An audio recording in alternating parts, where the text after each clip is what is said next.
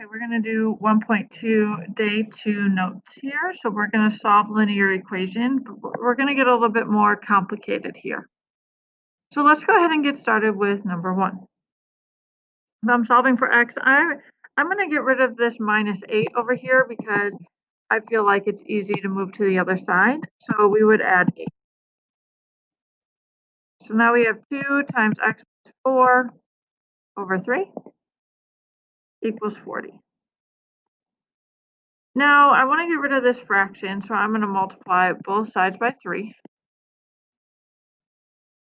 And we're left with 2 times x plus 4 equals 120. Now, at this point, you could distribute the 2 if you wanted to. But I'm going to divide it to the other side. Because right now it's being multiplied by that x plus 4, so I'm going to divide it over to cancel it. At this point, you have x plus 4 equals 60. And the last thing to do is subtract by 4, and we get x equals 56. Now, dealing with fractions, sometimes it can get a little bit more complicated, like in number 2. You have options here, and I'm going to show you one that I feel like most of you will enjoy. If we have 3 and 5 in the denominator, I want to get rid of those fractions instead of having to deal with a bunch of different fractions. So I have to think of a common denominator, which would end up being 15. If I multiply every single thing by 15, it can get a lot simpler with the math. Okay, so first thing I'm going to think about is 15 times 1/3, or 15 divided by 3, which is 5. Then we move on to the 15 times 2/5. So when you have 15 times 2/5, you can think about it whichever way you would like. You could do 15 times 2, which is 30, and then divide by 5, which would give me 6. Or you can think about it as 15 divided by 5, which is 3, and then times 2, which is 6. Then we have 15 times 4, which would be negative 60. And don't forget to multiply the 15 times the 7. And 15 times 7 gives me 105. At this point, we can combine like terms. So 5x plus 6x gives me 11x. So now we have 11x minus 60 equals 105. Add 60, and we get 11x equals 165. And our last step would be to divide by 11, which gives me .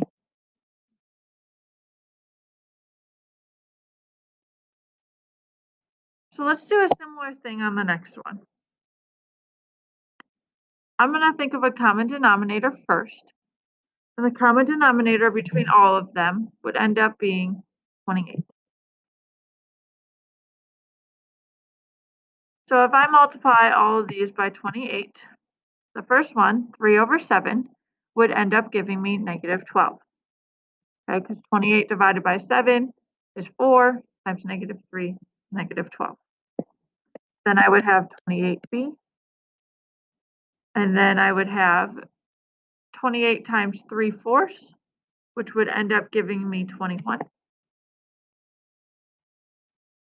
And 28 times b over 2, which is really like 28 divided by 2, which is 14.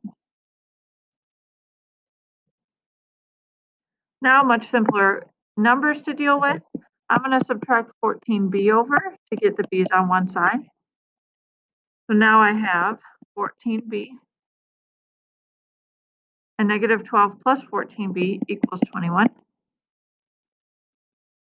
Add 12, and I get 14b equals 33. And then divide by 14. And we're left with b equals 33 over 14. Okay, so the next thing that we're going to talk about are consecutive integers. And what consecutive integers are just integers that are in a row, right? Consecutive meaning in a row. Integers meaning positive or negative counting numbers, right? So we're talking about something like -3, -2, -1, or anything like that. 10, 11, 12. Okay, these are talking about consecutive numbers, and you can keep going. It doesn't have to be just three numbers. Um, so then even consecutive numbers, an example of that would be something like 2, 4, 6, 8, right? Those are all even numbers and they are just the next even number. Same thing with odd consecutive. So those are talking odds. So you could start with 7, 9, 11, and so on, right? So let's talk about what this looks like when you don't know any of these, right? We don't know any of the numbers. It kind of just talks about just, you know, let me try this again. So let's talk about when you're not really given any context of the numbers and you might need to put in variables for it, right? So if I'm thinking about first and then the second and then the third number, I can label the first one as X, right? So if we think about X as being -3 or X as being 10 or X as being 2 or X as being 7, right? Um, let's let's forget about the 2 and 7 right now, okay, and focus on the -3 or 10, right? If X is -3, then what would you label -2 as?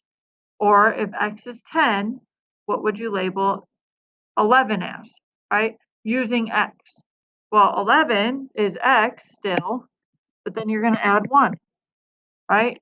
Because if X is 10, you add 1, you get 11. Same thing with number or with the third one, right? If it's 12, well, you have X, but then you added 2 more, right? So that's what it would look like if you're looking at consecutive integers. Now it gets a little bit different when you're talking about evens, right? If you're thinking about your first, you can still label the first one as X, but then your second one, looking at 2 and 4 and 6 and 8, right? If I start with 2, then to get to my second one, it would be X plus 2, right? Because if you take 2 plus 2, you get 4. Then my third one would end up being X plus 4, right? Because X is 2. In order to get 6, I would have to add 4. So when it's even, you're adding even numbers to it, which should give you a hint for when they are odd, right? This time, let me try this again. Now it's actually kind of nice because odd is done a very similar way. If our first one is labeled as X, in order to get 9 in this equation or in this problem, we would still just add 2. You start with an odd, then you just add 2 more each time to continue staying odd. So that's what it's going to look like every time with consecutive or even or odd numbers. And sometimes you don't have to use these X's, but sometimes you do. Okay, and I just wanted to talk about how to get there. Number 4 talks about the sum of 3 consecutive integers, so just consecutive, we're not talking even or odd, is 132. What are the 3 integers? Okay, now there are multiple ways to do this.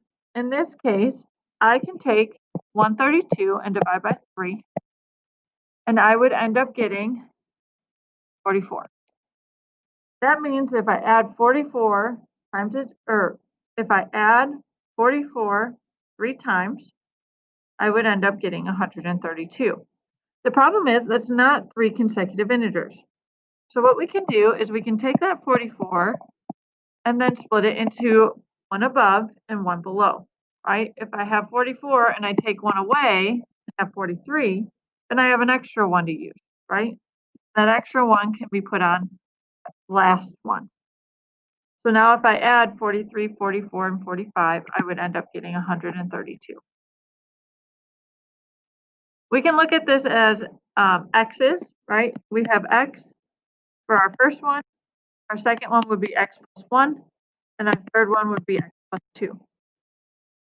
Then I can come up with the equation x plus 1 plus x plus 2 equals 132. At this point, we can combine all like terms. We have 3 x's, and then 1 plus 2 is 3. Solve for x. We get 3x equals 129. Divide by 3. X would be 43. Now, if we solve this way, we need to think about it this way. X is our first term, so that means it would be 43, then 44, then 45. Because we would just plug in 43 to each one of those. Now, I know what all of you are thinking. This way is clearly a little bit easier, but it is not a way that you can use for every single problem that you have. So I want to encourage you to really focus on this aspect in the blue and the green rather than the light blue over here. Okay, now could you use the light blue? Absolutely. But like I said, sometimes you won't be able to. Number 5, the sum of 3 consecutive odd integers is 57. What are the 3 integers? So thinking about our cheat sheet from above, our first one is x. In order to stay as odd, you would add 2, and then you would add 2 more. You can check this if the first term is 1, the next one would be 3, the next one would be 5 if we added it this way. So we have x plus 2 plus x plus 4 equals 57. Combine like terms, we have 3x plus 6 equals 57. If we subtract 6, we have 3x equals 51. Divide by 3. And x ends up being 7. Focusing on where we started, 17 is our first number, so then it would be 19 and 21. You can always check your work by adding 17 plus 19 plus 21 and making sure that you get back to the 57 that we started. Now again, in this case, you could have used my other way of doing it and divide 57 by 3. When you do that, you get 19. You need to keep in mind that you need to go 1 lower and 1 higher. Okay, again, I do understand that this way is easier, but please be sure to start using this way to get used to it for when you have to use it in the future.